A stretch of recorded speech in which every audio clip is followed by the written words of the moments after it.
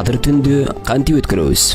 Биринчи, кадыр кечесинде ар ким өз мүмкүнчүлүгүнө жараша намаз окуусу керек. Куптан намазынан кийин нафил намаздарын окуу менен башталат.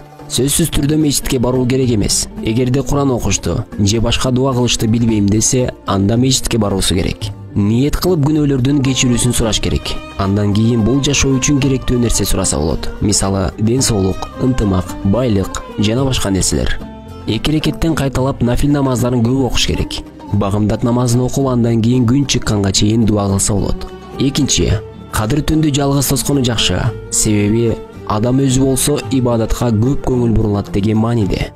Тамактанып, жамаат менен кой союп, шаан шөкөт кылып, же башка таризде олтурса дурус болбойт. Тамактаныш керек, бирок жетиштүү деңгээлде гана. Үчүнчү, көп дуа кылуу керек. Айша энебиз пайгамбарыбыз саллаллаху алейхи вассаламдан: "О Аллахтын элчиси, мен кадыр кечесин таап калсам, кантип дуа кылайын?" деп сураганда, пайгамбарыбыз саллаллаху алейхи вассалам: "Аллахума иннака афувун тухибул афва фафуани" деп дуа кылгын деген.